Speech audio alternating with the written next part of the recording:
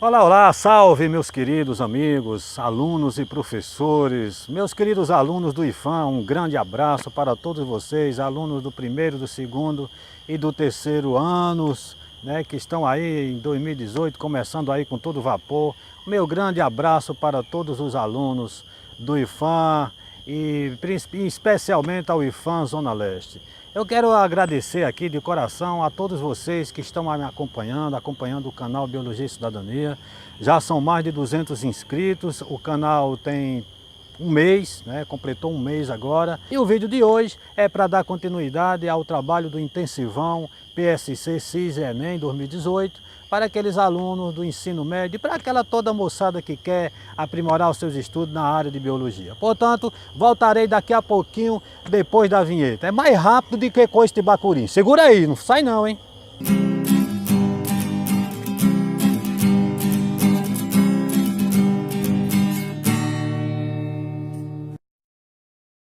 Vamos lá, moçada, vamos começar aqui com as questões de biologia do CIS, né, da UEA 2017. Então, pessoal, eu falando para vocês que é interessante que vocês estudem, tanto faz o CIS 1, 2 e 3, como o PSC 1, 2 e 3, porque vocês vão fazer Enem, então é interessante que vocês estudem tudo, tá? Estudem tudo, que aí vocês vão estar craque tanto para dois processos o processo da UEA e o processo da UES, da UFAM, e também o processo de seleção do Enem, ok? Então vamos aqui começar, beleza? Ok, vamos mãos à obra. Essa questãozinha aqui é uma questão de geografia, mas dá para desenrolar aqui na biologia. Nós podemos ver aqui, ó, que tem uma garrafa cortada, foi cortada aqui, está mostrando aqui a figura, né? E foi colocado solo sem nada, né? Solo nu. E aqui tem uma simulação de uma queda d'água aqui, onde está despejando água aqui no solo nu e a água vai escorrer para cá. E aqui o solo da mesma forma, só que o solo com vegetação morta, e aqui na terceira garrafinha o solo com a vegetação com grama, né? Então ele quer saber o seguinte: qual dessas garrafas vai ocorrer o processo de erosão, né, mais intenso, tá? É claro, né, pessoal, que vai ocorrer onde tem o solo nu, porque a água, quando ela bate no solo que não está com a vegetação, foi retirada a vegetação, a água bate, escorre e carrega toda a terra, promovendo aí a erosão. Então não resta dúvida, é a questão de letra D, uma erosão mais intensa no solo nu, já que se encontra sem a proteção das raízes dos próprios vegetais ao fluxo de água, né? O fluxo de água vai ficar muito mais intenso em função que não tem nada para atrapalhar, não tem raiz, não tem galho, não tem nada, ok? Mais uma questãozinha aqui que é da área de geografia, mas dá para desenrolar na biologia. Olha só, nos grandes centros urbanos, a elevada poluição do ar, a impermeabilização do solo e a pequena quantidade de áreas verdes são condições para a mudança na temperatura, na umidade e na velocidade dos ventos, principalmente em comparação com as áreas em seu entorno. O fenômeno microclimático, está dizendo aqui, ó, pessoal, microclimático, é de uma pequena região, né, é local. Quem reúne essas mudanças é denominado de, letra A, continentalidade. Olha, continentalidade, pessoal, é um fenômeno, ocorre, né, quando cada vez mais se afasta do mar. Então a terra, o solo do continente, ele absorve, né, o solo absorve durante o dia a radiação solar mais rápido, e à noite ele também libera esse calor, né, absorve calor mais rápido e libera mais rápido, tendo aí uma amplitude maior, ou seja, uma mudança maior de temperatura, tanto nas regiões como também durante o dia. É mais quente e durante a noite esfria bastante. Aquecimento global, você está vendo aqui, é uma coisa planetária, não é um microclima, né? Efeito estufa também, que é causado, é um fenômeno natural e necessário, causado pela interação da radiação solar com os componentes da Terra, que é a litosfera, a atmosfera e a hidrosfera. Então, isso é de maritimidade. Maritimidade é a questão da absorção da questão da água do mar, né? Então, em regiões marítimas ou próximas ao mar, a temperatura ela não tem muita muita amplitude de variação, ela não varia muito, em função de que a água do mar, a água ela absorve calor durante o dia de maneira mais lenta. Porém, à noite também ela libera esse calor de maneira mais lenta, então a temperatura fica estável, é o contrário da continentalidade. Mas não é isso aí, tá? Ilha de calor. Ilha de calor é justamente o que acontece nas cidades grandes, onde há uma poluição do ar, a impermeabilização do solo, né? Como por exemplo São Paulo, Rio de Janeiro. Então, não resta dúvida, é a alternativa E de elefante. Vamos para frente, meus queridos. Muito bem, aí uma questãozinha bem interessante sobre a questão da biogênese, né? Então, olha, no século XVII, o cientista italiano Francesco Redi questionou se organismos vivos poderiam se originar da matéria inanimada ou apenas de outros organismos vivos. Então, quer dizer, o que se dizia naquela época era que a vida surgia da matéria inanimada. Você botava um pano sujo no local lá, molhava, úmido e sujo, daqui a pouco surgia organismo, ratos ou alguma outra coisa. Isso se acreditava que surgia. Mas Redi, ele não acreditava, ele não compactuava com essa hipótese. E, portanto, ele fez um experimento. Qual foi o experimento que ele fez?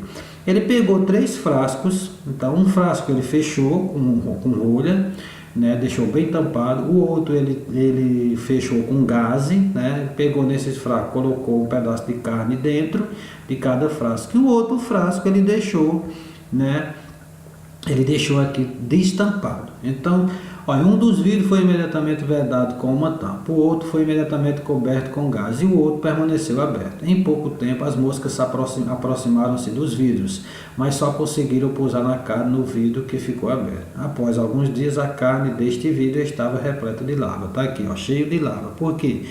O Redi concluiu que as larvas que surgiam, né, não era da própria carne em putrefação, como se acreditava, e sim dos ovos que as moscas botavam em cima da carne. Então, ele concluiu isso aí. Então, ele permitiu, né, que esse frasco aqui foi usado como um controle, né, para que, ó, ele fechou os outros e deixou isso aberto para ver o que acontecia. Então, o que aconteceu? Olha, considerando as etapas do método científico, é correto afirmar que este experimento, alternativa A, não permitiu resultado conclusivo? Sim, permitiu sim, claro que permitiu, né? B, permitiu concluir que o ar é necessário para o crescimento das larvas de mosca? Não, o ar sempre foi necessário, mas não era essa a intenção do Redi, não era isso não. Fortaleceu a teoria da biogênese? Não, ele não fortaleceu, enfraqueceu, né? D. Comprovou que pedaços de carne mantidos em frasco coberto não se deteriora? Não, se você colocar pedaço de carne dentro de frasco coberto, se deteriora sim, mas não comprovou isso. Comprovou foi que ele usou um dos frascos como controle para testar uma hipótese, que era a hipótese que ele queria testar, que as larvas não se originavam da própria carne, e sim dos insetos que ali botavam seus ovos. Beleza? Ok, então a alternativa é. Vamos para outra. Alguns pesquisadores discutem se os vírus devem ser considerados organismos vivos, uma vez que dentre as várias características de um ser vivo, os vírus. Então vamos lá. Alternativa A, não possui organização celular e não cresce. Então os vírus, eles possuem organização celular. Para possuir organização celular precisa ter uma membrana plasmática, citoplasma e núcleo. O vírus tem isso? Não tem. Os vírus crescem? Não crescem, eles apenas se multiplicam, mas continuam do mesmo tamanho, eles não crescem, não aumentam de tamanho. Então é a alternativa A, ok? Essas outras aí, ó, por exemplo, não transmitem material genético, não, eles transmitem para a célula. Aí aquele não possui organização celular e não possui gene, possui, eles não possuem organização celular, mas possuem genes, né? Outra coisa, não possui variabilidade genética? Possui sim, eles possuem, eles variam, eles mudam, né? Inclusive, tanto que tem vírus que as vacinas não conseguem matá-los porque eles vivem mudando. E a alternativa é, não possui metabolismo e não possui genes. Não possui genes sim. Então a alternativa A é a correta, A de alemão.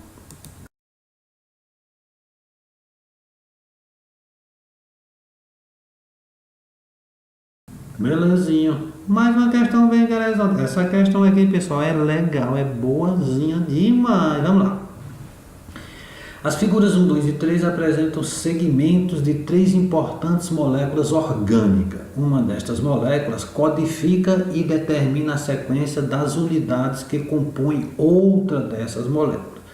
Muito bem, aqui nós temos um carboidrato, que é um disacarídeo formado por 2 monossacarídeos. Aqui nós temos um dipeptídeo formado. Dipeptídeo é o quê? Um peptídeo é um aminoácido. Então, um dipeptídeo formado por 2 aminoácidos, que compõem. Os aminoácidos são o quê? Os aminoácidos são os monômeros dos polipeptídeos, né? Que é formado e codificado por quem? Pelo ácido desoxirribonucleico, que é o DNA. Está aqui a molécula DNA. Então, aí diz o seguinte: a molécula codificadora e a molécula que é sintetizada a partir das informações desta estão representadas, né, respectivamente pelas figuras. A molécula codificadora, pessoal, é o DNA, e a codificada é essa aqui, ó, o dipeptídeo, que faz parte da proteína. Portanto, letra E, figura 3 e 2. Belezinha? O outro aqui é carboidrato. Olha só, essa questão é interessante porque, olha, esqueletos abraçados há 6.000 anos são encontrados na Espanha. Esses esqueletos eles foram encontrados, vendo aqui, ó, tem uma pessoa aqui e outra aqui. Então, essa aqui, pela idade dentária dela, ela apresenta cerca de 35 a 40 anos de idade. E esse aqui é uma criança de 12 anos de idade. Foram encontrados esses esqueletos em 2008, em São Fernando, na Espanha. Então vamos ver lá. Suponha que seja possível isolar o DNA mitocondrial de ambos os esqueletos e identificar suas sequências de bases, se as sequências forem. Primeiro, pessoal, vamos ver aqui o que é DNA mitocondrial. Olha, DNA mitocondrial é um DNA que nós temos nas nossas mitocôndrias e que nós herdamos da nossa mãe. Se as sequências forem iguais, os esqueletos podem ser de mãe e filha, mas não de mãe e filho. Olha, se tanto a filha como o filho herdam a mitocôndria da mãe, portanto, pode ser de mãe e filho e pode ser de mãe e filho. B. Se forem iguais, os esqueletos podem ser de mãe e filha ou de mãe e filho. Com certeza, pessoal. Absolutamente correta essa letra B, por exemplo. C. Iguais, os esqueletos podem ser iguais. Se forem iguais, os esqueletos podem ser de pai e filho. Não, de pai não, porque o filho não herda a mitocôndria de pai, como eu já falei. Portanto, alternativa correta, a letra B. Vamos para frente? Mais uma questãozinha aí, essa questão diz respeito à osmose. Veja bem, a figura representa o esquema de um sistema físico para demonstrar o fluxo de água através de uma membrana semipermeável. Está aqui a membrana, está aqui uma solução, né? Está aqui o sistema, está aqui uma solução concentrada e está aqui uma solução diluída. Então essa solução está hipotônica e essa aqui está hipertônica, essa em relação a essa. Você pode ver que daqui, ó, esse nível da solução está mais baixo porque a água está passando para cá, para tentar equilibrar a solução, né? Então, aqui a membrana, então esse é um processo chamado de osmose. O que é osmose? Osmose é o processo pelo qual passa água, né, através de uma membrana semipermeável, passa o solvente, né? Então aqui é um processo osmótico e a alternativa correta aqui, né, é a letra D, né? Ele fala assim: o transporte pacífico ocorre, por exemplo, na absorção de nutrientes pelas células intestinais. Não, de jeito nenhum, a absorção de nutrientes lá é diferente. A difusão simples que ocorre, por exemplo, na passagem de CO2 no meio extracelular para a corrente sanguínea. Também não tem nada a ver aí, que aí é outra coisa, essa parte de difusão de molécula de CO2. O que é correto mesmo aí é a osmose, pessoal. Então vamos lá.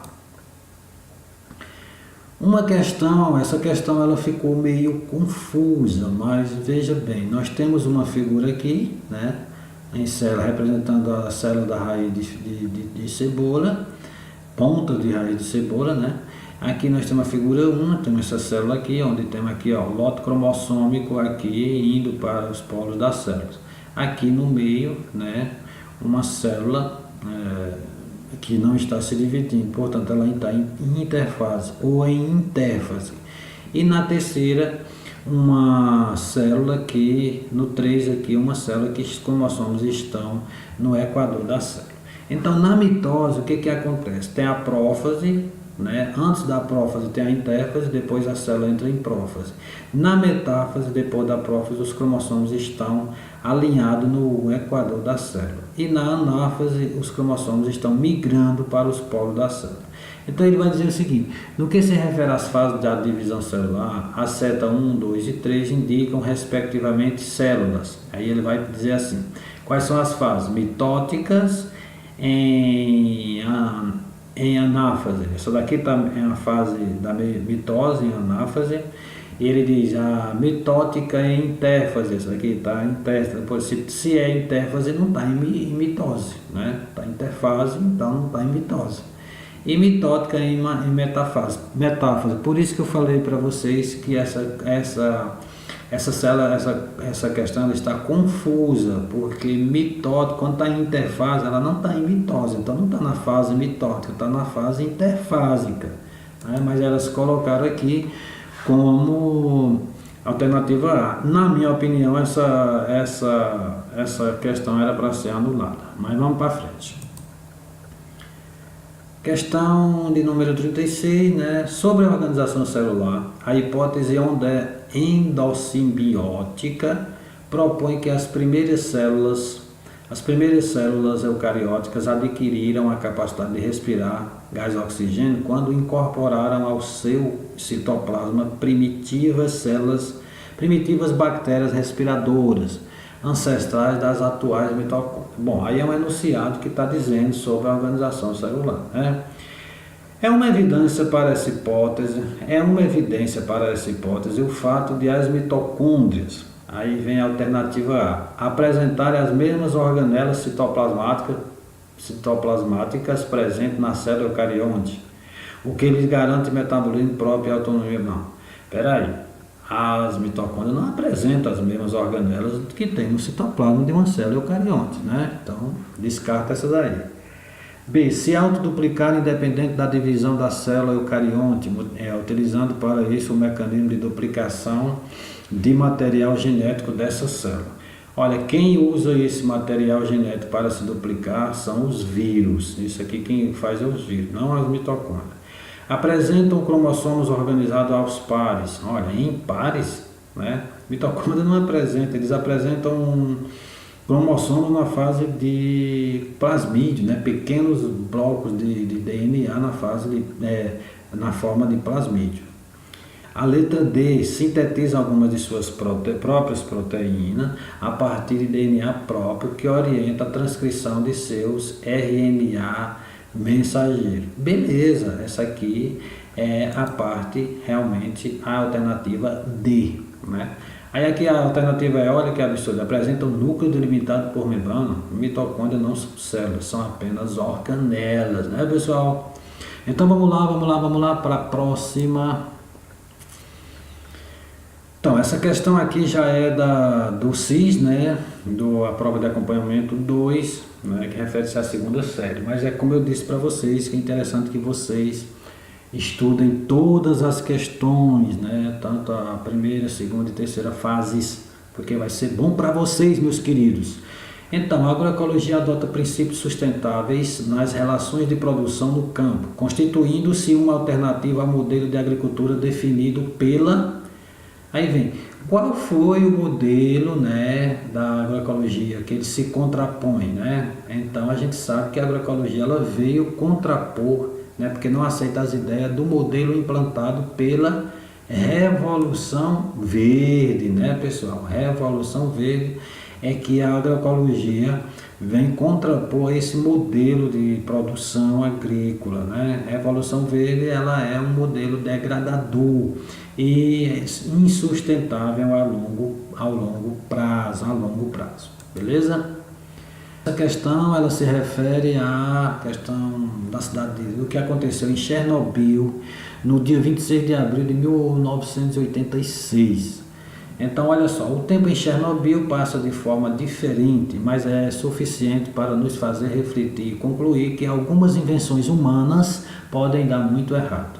Ao deixar o local, todos os visitantes passam por um detector e só podem sair do local se não estiverem contaminados, diz Carol Tomé no texto da mostra Chernobyl.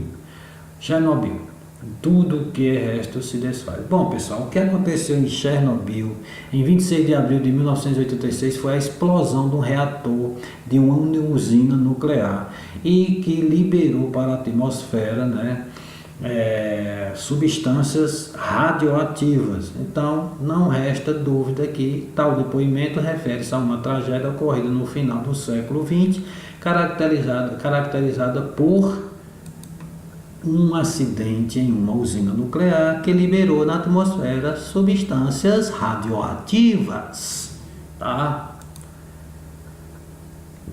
Essa questão, né, é uma questão muito interessante de respeito ao sistema circulatório humano. Então, aqui nós temos uma figura, na parte superior nós temos os pulmões, na parte do meio o coração e na parte inferior nós temos a circulação sistêmica, né, onde vai para os tecidos, o sangue e volta para o coração. Belezinha. Então nós temos aqui os pulmões, aqui nós temos a artéria pulmonar, que é um vaso que leva sangue do coração para os pulmões, a veia cava, que traz sangue do organismo para o coração, os capilares, que é onde ocorrem as trocas, né, as trocas gasosas. Aqui nós temos a aorta, e depois ela se ramifica e vai até as artérias menos calibrosas, né, até se transformar em capilares. Aqui nós temos a veia pulmonar, que leva sangue do pulmão para o coração, dos pulmões para o coração, e aqui dentro dos pulmões, os capilares dos pulmões. Ok, então nós vamos fazer o seguinte. O trajeto do sangue. Como é o trajeto do sangue? Bom, o sangue, ele está nos tecidos, ele é usado lá pelas células, as trocas gasosas e de nutrientes nas células, as trocas metabólicas. Então esse sangue ele recebe dióxido de carbono das células, né, da respiração, por causa da respiração da célula. Então ele vai para o coração, né, do corpo para o coração. No coração, aqui nós temos aqui essa figura, é como se a pessoa estivesse de frente para você. Então aqui o coração está de frente. Aqui esse lado azul é o lado direito do coração e esse lado vermelho o lado esquerdo. Então nós temos aqui, ó, a veia cava, que leva o sangue, né? Esse sangue ele cai, ele entra aqui no átrio direito, que é essa câmara aqui. Daqui ele é direcionado para o ventrículo direito. Do ventrículo direito esse sangue é impulsionado para os pulmões através da artéria pulmonar, ok? Esse sangue aqui nos pulmões ele é, né, oxigenado. Nos pulmões acontece ao nível dos alvéolos pulmonares, acontece um processo chamado de hematose, que são as trocas gasosas, né, que ocorrem aqui nos pulmões. Então anota aí, hematose. Então esse sangue, quando ele é oxigenado, ele volta para o coração pela veia pulmonar, entra no coração pelo átrio esquerdo. Do átrio esquerdo ele vai para o ventrículo esquerdo, que vai para a aorta, e da aorta é distribuído esse sangue oxigenado para o corpo. Primeiro, só um detalhe aqui, pessoal, olha só. O que é uma veia, o que é uma artéria? A artéria é todo vaso sanguíneo que transporta sangue do coração para o corpo. E veia, todo vaso sanguíneo que transporta sangue do corpo para o coração. Veja bem, olha. Não quer dizer que o vaso, a artéria, ela sempre vai carregar sangue arterial e que a veia vai carregar sempre sangue venoso. Não. A artéria também pode carregar sangue rico em dióxido de carbono. Começa daqui, ó. Já que todo vaso que sai do coração e vai para o corpo é uma artéria, então aqui é a artéria pulmonar, que leva o sangue rico em dióxido de carbono para ser oxigenado nos pulmões. Então isso aqui é uma exceção, né? É uma das exceções que ocorre né? Então aqui, ó, aqui é uma veia, né, que traz sangue oxigenado dos pulmões para o coração. Então ele pergunta aqui, com relação ao trajeto dos sangues arterial e venoso, é correto afirmar que é o sangue rico em... Então vamos ver aqui. Rico em gás carbônico. Qual é o sangue que é rico em gás carbônico, pessoal? É aquele sangue que sai do corpo para o coração, né? É um sangue que recebeu o dióxido de carbono lá nas trocas gasosas, ao nível dos capilares sanguíneos. Então ele diz assim, rico em gás carbônico, chega pela veia cava até o átrio direito, tá? Aqui, ó, veia cava, átrio direito. Essa é a veia cava superior e essa é a veia cava inferior. Então esse sangue rico em dióxido de carbono chega aqui, ó, pelo átrio direito, né? E de onde é levado, aí ele vai, e direciona, que o direciona para o ventrículo direito, tá aqui, ó, ventrículo direito, e de onde é levado para os pulmões, tá aqui, ó, corretíssimo, de onde é levado para os pulmões. Então não resta dúvida, alternativa A, né? Então, ó, alternativa B, rico em gás oxigênio, chega pela artéria pulmonar. Olha, a artéria pulmonar é isso aqui, ó. Então, como é que chega? Aqui está saindo, não é chegando. Aí tem a alternativa C, rico em gás carbônico, chega pela veia pulmonar. Olha, rico em gás carbônico, veia pulmonar transporta sangue rico em oxigênio, né? Que ela vem lá dos pulmões. Aí tem rico em gás oxigênio, chega pela artéria aorta. A artéria aorta, ela faz levar sangue do coração. O sangue sai do coração e não chega no coração pela artéria aorta. Rico em gás oxigênio, é captado pelos capilares dos pulmões, que o direcionam pela artéria pulmonar até o coração. Não, a artéria pulmonar, de jeito e maneira, eu já falei, ela leva sangue do coração para os pulmões. Então, não resta dúvida, alternativa A. Beleza, pessoal? Então aqui nós temos aqui, pessoal, um processo chamado de espermatogênese e ovogênese, que é o processo chamado de gametogênese, que é a formação dos gametas. Aqui nós temos, desse lado aqui, nós temos o lado feminino, masculino, que forma os espermatozoides, e deste lado nós temos o lado feminino, que forma os óvulos.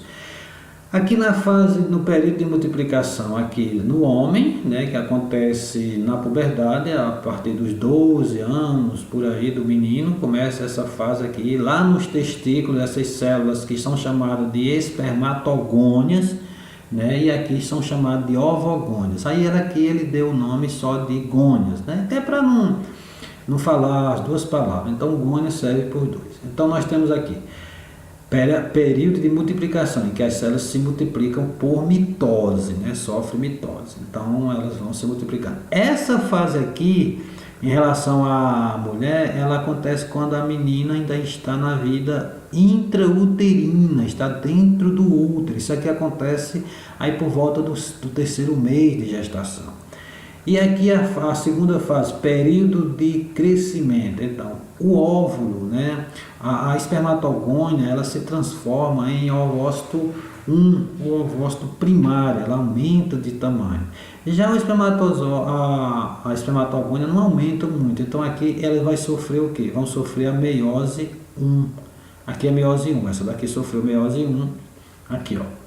E deu origem a essas duas células. Do mesmo jeito, esse aqui sofreu meiose 1, deu origem a esta célula aqui e a esta célula pequenininha aqui, chamada de polócito 1. E essa célula é chamada de ovócito secundário.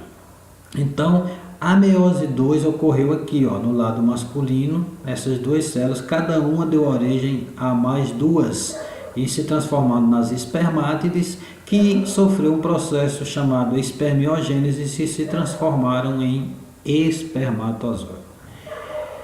Nesse caso aqui, olha só, no lado feminino, quando é na metáfora, na meiose 2, né, então apenas um ovócito é funcional, os outros não são funcionais. Porém, a mulher ela tem esse período aqui quando a vida intrauterina, Essa célula aqui acontece a meiose 2, essa aqui acontece na fase intrauterina, e quando ela começa a meiose 1 aqui, pessoal, não é a meiose 2 como eu falei, não, é a meiose 1, acontece aqui ainda quando ela está no útero da mãe. Então acontece a meiose 1, mas a meiose 1 estaciona na prófase, tá? Então essa meiose 1 ela só vai ser completada quando a mulher entra em puberdade, né?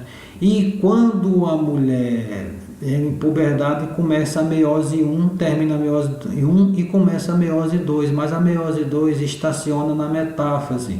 E essa metáfase só vai ser completada, essa meiose 2, quando a mulher quando o óvulo for fecundado. Tá? Então existe uma diferença temporal e morfológica. Veja que apenas um ovócito, né, é funcional. 3 da metáfase aqui sofreu, ó, meiose 2 formou essas duas células aqui, e essa aqui formou essa aqui e essa aqui. Porém, essas duas aqui e essa não são funcionais. Aqui é o polócito 2. E para esse polócito 2 ser formado, a meiose 2 tem que ser completada, e isso só é completado com a fecundação, quando é fecundado. Portanto, qual é a alternativa correta? Então, considerando as fases e as células representadas na figura, é correto afirmar que na ovogênese, todo o processo de formação de óvulos ocorre na vida intrauterina, enquanto na espermatogênese, os espermatozoides só irão se formar a partir da puberdade. Olha, essa segunda parte aqui está correta, daqui em relação à espermatogênese. Só que na ovogênese não, a ovogênese começa na vida intrauterina e só vai terminar quando a mulher está já em na fase reprodutiva, né? Bem, os gônios são diploides, tá aqui, ó, os gônios são diploides, tá? 2N.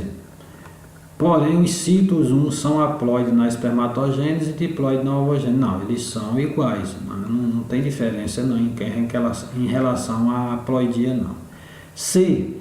Para que ocorra a formação do polócito 2, que é aqui, ó, esse aqui, ó, polócito 2, segundo o corpúsculo polar, é necessário que o ovócito 2 seja fecundado pelo espermatozoide. Exatamente. Se esse ovócito 2 for fecundado pelo espermatozoide, ele completa a meiose 2 e há a formação do polócito 2. E, portanto, essa é a alternativa correta, a letra C. Deem uma estudada aí, bem legal, em espermatogênese e em gametogênese, pessoal, que na parte de gametogênese, ovogênese e espermatogênese, que cai muito nesses processos seletivos. Beleza? Vamos para frente. A figura apresenta 2 tipos de ciclo de vida. Em um deles, os adultos são indivíduos haploides e no outro, os adultos são indivíduos diploides. Então, nós vamos aqui, ó. Primeiro ciclo X, e nós temos aqui um organismo adulto, foi formado a partir do zigoto. Esse organismo é diploide.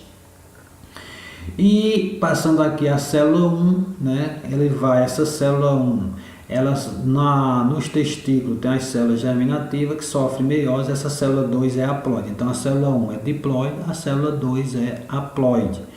Essa célula 2, sofre meiose para formar gametas, né? Que depois há a fecundação, ó, gameta feminino, gameta masculino, e o ciclo continua aqui. No ciclo 2, o ciclo Y, nós temos um organismo em que o zigoto ele é diploide e sofreu meiose e se transformou em células haploide. Então o organismo aqui é haploide, a célula 1 é haploide e depois ela sofre mitose, se transforma, a célula 2 também é haploide, se transforma, há uma especialização dessas células, que algumas células do organismo se transformam em gametas. Esses gametas se fecundam e se transformam num zigoto diploide, e aí o ciclo continua. Então vamos só para a gente dar uma olhadinha aqui, olha só. Ciclo X é o ciclo chamado haplobionte. Por que ele é haplobionte? Porque ele é haploide, tá? Haplobionte diplonte. Ele tem um ciclo haploide, tá? Haploide aqui, ó. Esse ciclo aqui é haploide. E o indivíduo é diploide. E essa meiose é chamada de meiose gamética. Por quê? Porque essa meiose ela forma gametas. O ciclo Y é chamado de haplobionte aplontes. Por quê? Porque é um ciclo onde tem tem haploide e diploide, só que o indivíduo ele é um único indivíduo haploide, tá? Então esse ciclo X aqui é o ciclo da espécie humana, é o nosso ciclo. Nós acontecemos esse aqui, é o ciclo haplobionte diplonte.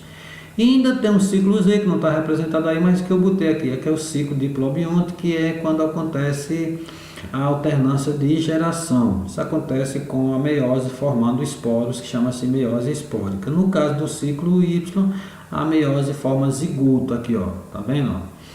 A meiose forma zigoto, não, perdão. A meiose quem sofre meiose é o zigoto. Então essa meiose é chamada de meiose zigótica.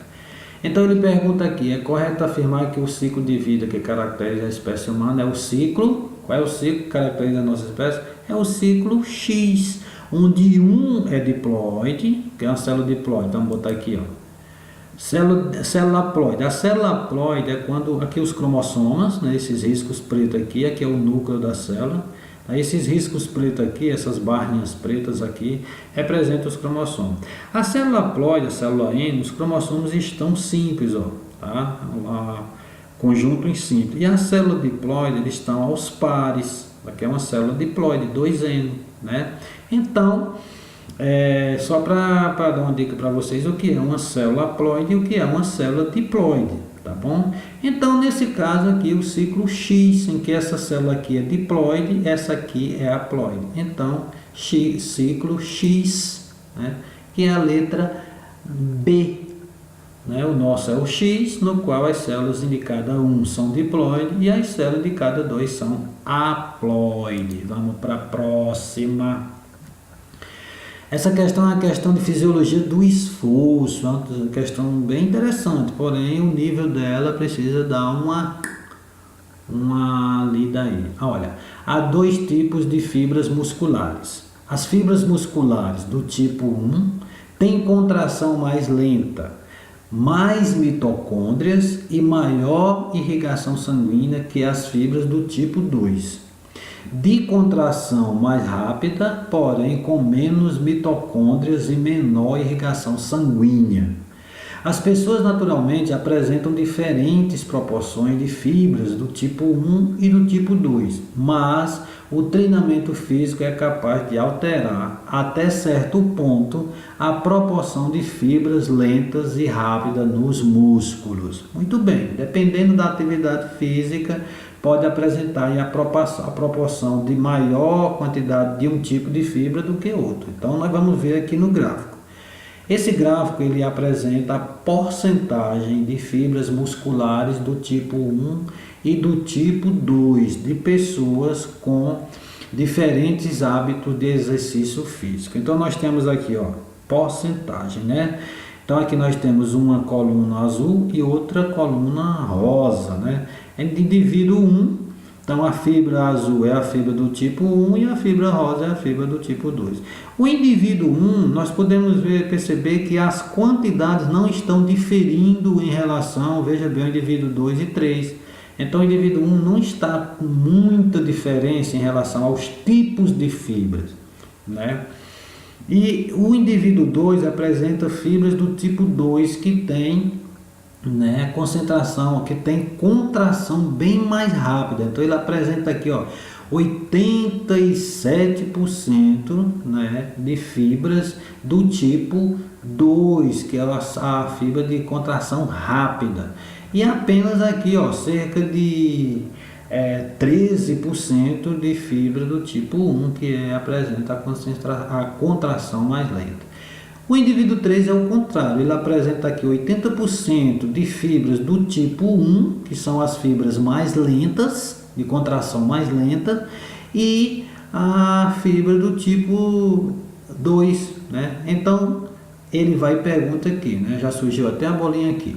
Com base na proporção dos diferentes tipos de fibras musculares, é correto afirmar que os indivíduos 1, 2 e 3 são respectivamente. Por exemplo, o indivíduo 1 é o que? Está aqui.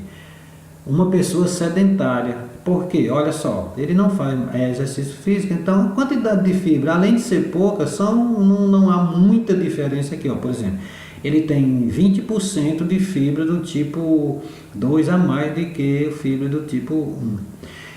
E o indivíduo 2 é o que? O indivíduo 2 é um corredor de curta distância, porque olha só a quantidade de fibras que ele apresenta concentração mais rápida. Então ele precisa de velocidade, ele precisa ser veloz. Então ele é um corredor de curta distância. E o maratonista ele não precisa de ser rápido, então ele precisa apenas de ser resistente. Então está corretíssima aí a letra B. Portanto, uma questãozinha que exige um pouquinho de nível, né? Um nível um pouquinho mais elevado. Beleza? A figura representa o embrião de uma ave em desenvolvimento e seus respectivos anexos embrionários. Com exceção da casca do ovo, as demais estruturas indicadas na figura também estão presentes na gestação do embrião humano. Ok. Então, só que não está na gestação do embrião humano é a casca, né? O embrião humano não tem o ovo, né? O ovo, olha, eu falei ovo. O ovo não tem casca, beleza. Então, o que ele quer dizer aqui? Nós temos aqui o embrião, né? Temos aqui a cavidade amniótica, que corresponde à bolsa, né? Amniótica, onde o embrião fica, cordão umbilical, casca do ovo, saco vitelino. O saco vitelino é onde estão os nutrientes que vão suprir a necessidade nutricional do embrião. E aqui a alantoide, que é um anexo embrionário, né? Que além de auxiliar na respiração, trocas gasosas, também serve para depósito dos excretas, né, enquanto o pinto está dentro do ovo. E aqui o córeo, que é uma membrana que envolve tudo isso aqui, beleza? Então nós temos aí, dentre os anexos embrionários indicados na figura, um deles é bastante desenvolvido nos ovos das aves, em razão de uma importância para a nutrição do embrião. Porém, nos mamíferos placentários, esse anexo é pouco desenvolvido, uma vez que a nutrição do embrião se dá a partir da placenta, que resulta do desenvolvimento de outro anexo embrionário comum aos dois organismos. Então, pessoal, qual é o anexo embrionário, né, que é bastante desenvolvido nos ovos das aves, né, e que tem importância para a nutrição? É o saco vitelínico, né? E os mamíferos placentados, eles não têm o saco vitelínico, ele é bem pequeno, porque ele não precisa em função da placenta que já existe, que é originada disso aqui, ó, do córeo. Então, esses dois anexos embrionários, né, são respectivamente, então olha só, o saco vitelínico e o córeo, né? Aqueles anexos que ele está falando, uma vez que a nutrição do embrião se dá a partir da placenta, que resulta do desenvolvimento do outro anexo. Quem é o outro anexo? É o córeo. Então, aí nós temos aí mais uma questãozinha bem interessante. Vamos lá? Essa questão, ela é uma questão relacionada à fisiologia do rim, onde nós temos aqui, ó, apresenta esse esquema aqui, representa um néfro, que é uma peça do rim, né? Onde aqui nós temos o glomérulo, isso aqui é um glomérulo, né? Onde tem a cápsula renal, chamada de cápsula de Bowman. Aqui a arteríola aferente, né? Que traz o sangue para o glomérulo, a arteríola eferente, que tira o sangue do glomérulo, né? Capilar peritubular, que nós temos a alça néfrica, que antes era chamada de alça de Henle, e aqui nós temos o túbulo contorcido distal, aqui nós temos o túbulo contorcido proximal, que está próximo aqui, e aqui o ducto coletor. Aí ele vai perguntar, sabe o que? Vai perguntar assim: suponha que uma pessoa adulta, saudável, seja submetida a um regime de pouca ingestão de água. Nessas condições, é correto afirmar que o hipotálamo dessa pessoa haverá. Bom, se a pessoa foi submetida a um regime de pouca ingestão de água, o que o organismo tem que fazer? Economizar água. Então, se ele vai economizar água, ele tem que fazer um processo de reabsorção da água no rim. E essa reabsorção da água é feita através do ducto coletor, bem aqui, ó. E essa reabsorção ela é desencadeada por um hormônio chamado antidiurético, que é produzido no hipotálamo e secretado pela adenohipófise, né? E ele vai atuar sobre o ducto coletor, tá? Tornando-o mais permeável à água, que será reabsorvida para o sangue na via renal, tá aqui, ó. Então, por que vai acontecer isso? Porque o cara está fazendo uma dieta com pouca ingestão de água, portanto, tem que abrir mais as células, né, os poros, né, para a água ser absorvida em maior quantidade, para não liberar muita água, né, para não sair muita água pela urina, uma vez que o organismo precisa de economizar água. Portanto, não resta dúvida aí, a alternativa A.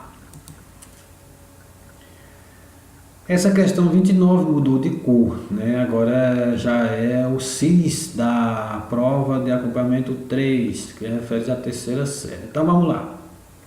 Em vários pontos de uma placa de Petri com meio de cultura, um pesquisador semeou um determinado tipo de micro-organismo, chamado de A.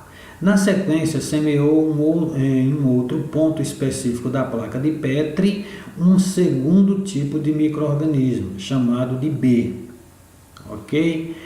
Passados alguns dias, o pesquisador observou que os micro-organismos, né, do tipo A haviam crescido por toda a área do meio de cultura, exceto à volta da área de crescimento do micro-organismo B. Então, pessoal, o organismo A, o micro-organismo A cresceu, né, na placa de Petri por toda parte, menos em volta ali próximo do micro-organismo B. Então, para raciocinar, quem é que faz essa questão de não deixar que os micro-organismos cresçam em volta deles? São alguns tipos de fungo. Por exemplo, o fungo Penicillium notatum, ele evita que bactérias, né, cresçam em sua volta, né? Isso é uma relação ecológica chamada de amensalismo, tá? Isso é amensalismo, é um tipo de amensalismo. Então, o organismo A é uma bactéria, né? E o organismo B é um fungo. Então, a bactéria cresceu em toda a parte da placa de Petri, mas não cresceu em volta do fungo, porque o fungo produz substâncias que inibem o crescimento das bactérias. Portanto, a alternativa A é a corretíssima. Vamos para frente? A maioria das doenças sexualmente transmissíveis podem ser prevenidas com o uso de preservativo masculino, que é a camisinha, durante a relação sexual. Contudo, uma vez adquirida a DST, né, apesar de algumas serem de difícil cura, há tratamentos que amenizam os sintomas ou podem evitar a progressão da doença. O tipo de tratamento depende do agente infeccioso causador da DST. O tratamento com antibióticos é recomendado nos casos de, olha só pessoal, tratamento com antibiótico para que é? Na maioria das vezes é contra bactérias. Então, doenças causadas por bactérias são tratadas com antibióticos, né? E então nós vimos aqui que na alternativa A tem AIDS. Então vamos ver aqui, AIDS e cancro mole, né? B, cancro mole e herpes genital. C, gonorreia e herpes genital. D, AIDS e gonorreia. E, cancro mole e sífilis. Vamos ver aqui no esqueminha que eu botei aqui, olha pessoal. AIDS.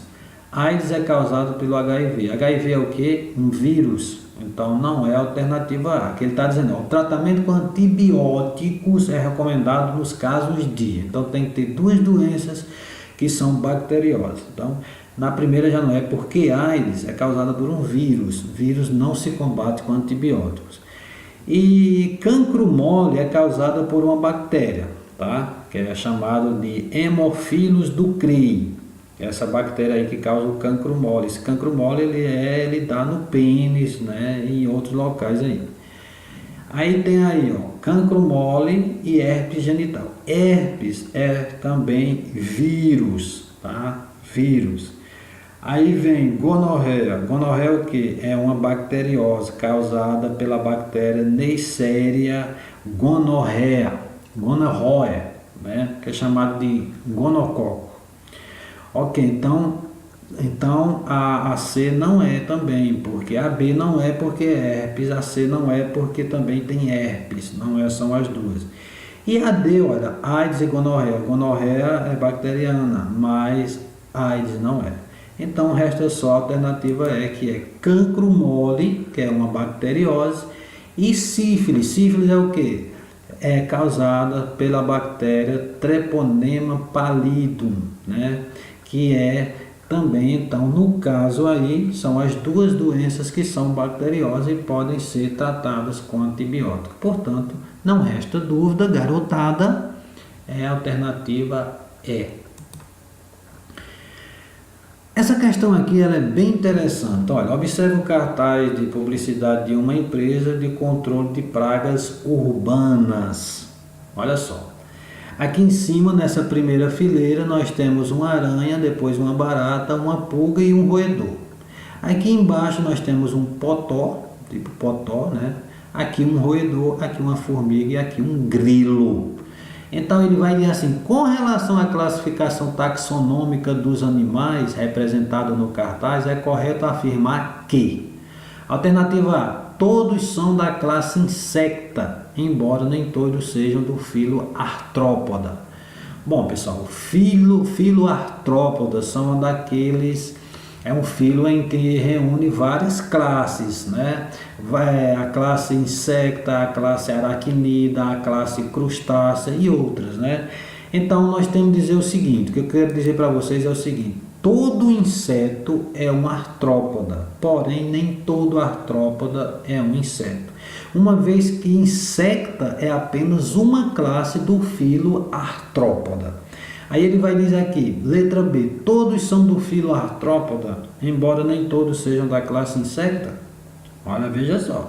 Letra C, 5 deles são da classe insecta e do restante 2 são do filo artrópoda.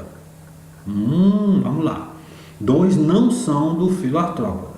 Letra D, 6 deles são da classe insecta e entre estes um não é do filo artrópoda. Letra E, 5 deles são do filo artrópoda e do restante 2 não são da classe insecta. Então vamos analisar aqui. Nós temos aqui, ó, uma aranha. Uma aranha é um artrópoda, mas não é um inseto, porque a aranha pertence à classe aracnida. Então ela é um aracnídeo. Essa aqui, ó, uma barata. Barata é um inseto, né? Portanto é um artrópoda da classe insecta. Aqui é uma pulga. Pulga também é um inseto, então é um artrópoda da classe insecta. Aqui é um roedor. Roedor é mamífero, não tem nada a ver com artrópoda. Ele é do filo cordado. Ele é um cordado, ele é do filo cordata. Aqui embaixo nós temos um potó, que é um inseto, né, da classe insecta, portanto um artrópoda. Então nós temos aqui mais um roedorzinho, que é um mamífero do filo cordata. Uma formiga, que é um inseto, e um grilo, que é um inseto. Portanto, todo inseto é um artrópoda.